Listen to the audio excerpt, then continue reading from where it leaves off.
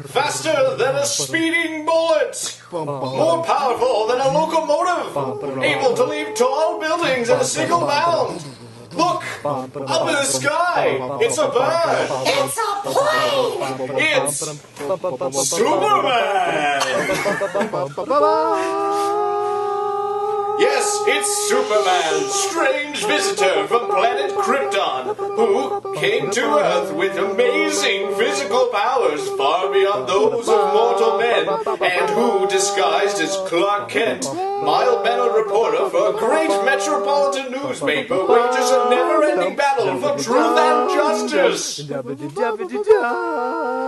Today, in his guise of Clark Kent, Superman is in the Metropolis Auditorium with young Dick Grayson, who is really Robin, Batman's young companion, when a man they believed was dead appears on the stage. Look, Dick, who's going to speak? It's Batman. Christopher Columbus! Yes, it is Batman!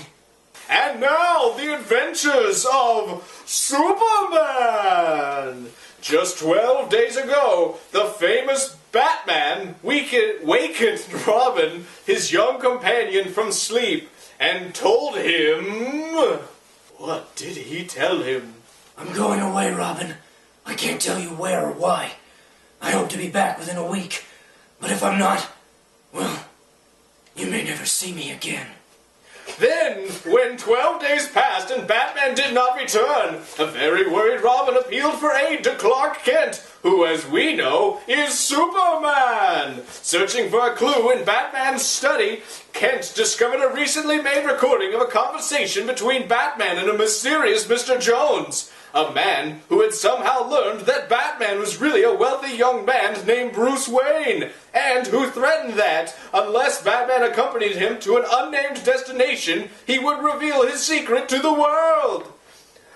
A desperate search failed to uncover any trace of Batman or the mysterious Mr. Jones, but early that evening, Police Inspector Henderson phoned Kent and Robin and told them to go to Metropolis Auditorium. There, before a huge crowd, a tall figure wearing a skin-tight costume, cape, bat-like hood and mask, walked out on the stage to address the gathering. Look, Mr. Kent! It's Batman. Certainly looks like him, Dick. It is him! Or else I'm dreaming. You're not dreaming, son. But how could he be here, safe and sound, while letting us think he might be dead? I don't know. Oh, there's something screwy going on. Must be. Can't imagine Batman addressing a selfish, bigoted crowd like this. Ladies and gentlemen, He's starting his speech. Listen!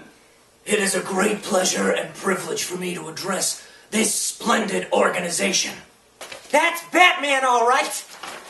I am wholeheartedly in sympathy with your views, and I am convinced that the future of our great country rests in your hands, and in the hands of those others all over the United States who think the way you do. Did you hear that, Mr. Kent? He's with this mob. Yes, I can't believe it, Dick. Why, if Batman told me once, he told me 100 times that this bunch were selfish bigots. He said they were a menace to our country. They are. I can't understand this. I think... Wait, Dick. Let's hear this. Many people in this country want us to send our hard-earned food, clothing, seed, and agricultural equipment to the nations of Europe. Share what we have with the unfortunate, they say. Well, I say, don't do anything of the kind. Let others take care of themselves. Holy smokes, Mr. Kent! I must be dreaming. No, you're not, Dick. But Batman always said the only decent and humane thing to do was to help the starving people in Europe. I know. He went to Washington with me only a few months ago to say the same thing. I can't understand why. Oh, listen! Why should we give our bread and cotton and steel and machinery to somebody else? I ask you, why? If the Europeans want the necessities and luxuries of life, let them make them themselves. How can he say that when he knows their farms and factories and homes were destroyed in the war, and all they're asking for is our help getting on their feet again? I think I'm beginning to see what's behind this, Dick. Yeah? What? No, I'll tell you later. Listen! I say, we have our own troubles to worry about. So let's not bother about Europe's too. They got into a mess without our help. Now let them get out of it without our help. Jeepers! My ears must be playing tricks on me, Mr. Kent. I can't believe Batman would ever say such rotten, selfish things. Neither can I. The less we have to do with foreigners, the better. So let them stew in their own juice. And now, in closing, ladies and gentlemen, let me urge you again to refuse to aid Europe. We work hard for what we have, so let's not give it away to a lot of foreigners. I thank you. Batman spoke like a selfish bigot and rebel-rouser, Mr. Kent. Like one of the worst kind, Dick. The meeting's over. Come on. I can't believe it. He just the same as said let those poor people over there starve. That's what he said. But I've known Batman for years, and I know he hates narrow bigots and despots like this un-American crowd as much as you and I and all decent Americans hate them. Then why did he say all those awful things? Huh? Well, my hunch is that he was forced to do this. Forced? Uh-huh. What makes you think so? Remember that recording we found in Batman's study? Oh, you mean that? That fellow Jonesy. Yes. Look, Batman went into a dressing room. Here's our chance to find out. Come on. There he is, Dick. Batman! Hey, Batman! Oh, hello, Dick. How are you, Kent? All right, Batman. But where... Where have you been? Why did you tell me I might never see you again? Why haven't I... Whoa! Wait a minute, Dick. It's a long story. And I can't go into it now. Because I've got another speaking engagement in Willow Falls. Oh, but... Gee whiz. Look, Batman.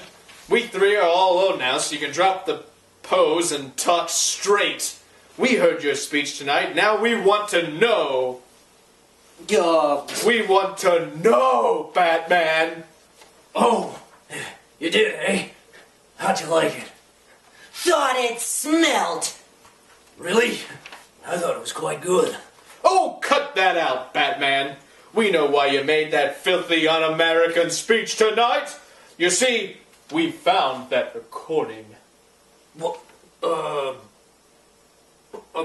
recording? Well, what recording, Kent? The one you... That's not my line. The one you meant us to... The one you meant us to find, of course. The one you made the night you left. Of the conversation between you and that fellow Jones.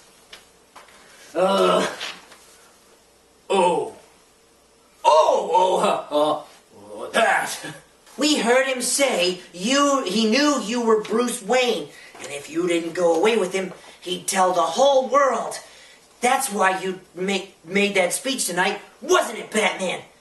Because Jones threatened to tell everyone you were Bruce Wayne if you didn't go along with him. Isn't that right? Well, it's your life. I'm surprised that you went along with him, no matter what it meant to you, Batman. We have a great deal of influence and prestige, you know, and a lot of people will believe your lies just because you say them. That's right.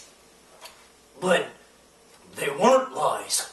What? Huh? I told the truth. You must be out of your head. Now listen here, Batman. Either this fellow Jones has succeeded in so scaring you that, that you turned into a coward, or else you... Now, wait! You get this straight. I'm neither a coward nor out of my mind, Kent. Now, as I said before, I've got another speaking engagement, so I'll have to ask you to leave. Oh, no, you don't. You're not gonna brush me off that easily, Batman. We've been friends for years. I'm gonna find... Wait a minute, Mr. Kent. Let me talk to him alone. But wait, Dick. I know him better than you. Will you wait outside for me, please? In your car? Now look, I'm in a hurry, Dick. I told you. I don't care, Pappy. I don't care, Pappy. You and I are gonna have a little powwow right now. Go on, please, Mr. Kent. Well, all right, Dick. I'll wait for you in my car. Okay. All right. Now, I'll just step. All right. Now, we're alone. Just you and me. Batman and Robin. So start talking. We'll be back in a moment for the start and climax of today's episode, so keep listening. And now back to the adventures of Superman! Alone in a dressing room in the Metropolis Auditorium, young Dick Grayson, who is really Robin, appeals to his tall, costumed companion. We've never had any secrets from each other, Batman. So come on, tell me about this trouble you're in. I'm not in any trouble, Dick. Don't give me that. You wouldn't just disappear for almost 2 weeks and let me worry myself sick and then make a rotten, un-American speech like some dirty rabble-rouser unless you... Watch your tongue, you brat! Huh? What did you call me? I called you a brat. Now get this through your head. I meant what I said in my speech tonight. Well, I've been seeing things differently of late. Holy smokes! Mr. Kent must be right. Either you're yellow or you're nuts. I warned you, Robin. Watch your tongue. You watch yours. You never talked to me this way before, and you're not gonna start now. I've got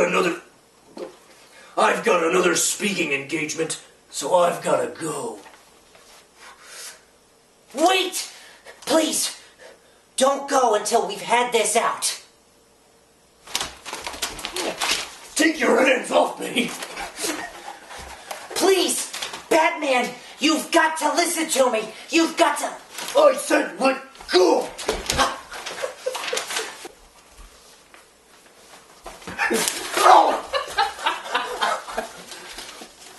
Oh, Robin's body falls to the floor. that'll hold you, you little punk. Time to go, Bat. Hey, what happened to the kid? He got tough and I had to take a poke at him, that's all. Let's go, Jerry. Say, he looks as if he's hurt pretty bad. His head's cut. So what? He banged it against the radiator when he went down. He'll be okay. Come on, let's go. Without a backward glance at the fallen Robin, who lies huddled on the floor unconscious, the tall figure in the famous Batman costume strides from the dressing room with the man he calls Jerry. Now, how can this brutal scene have taken place between Batman and Robin, inseparable as brothers? He was supposed to fulfill the prophecy. What can it possibly mean? The mystery deepens even more to fellows and girls.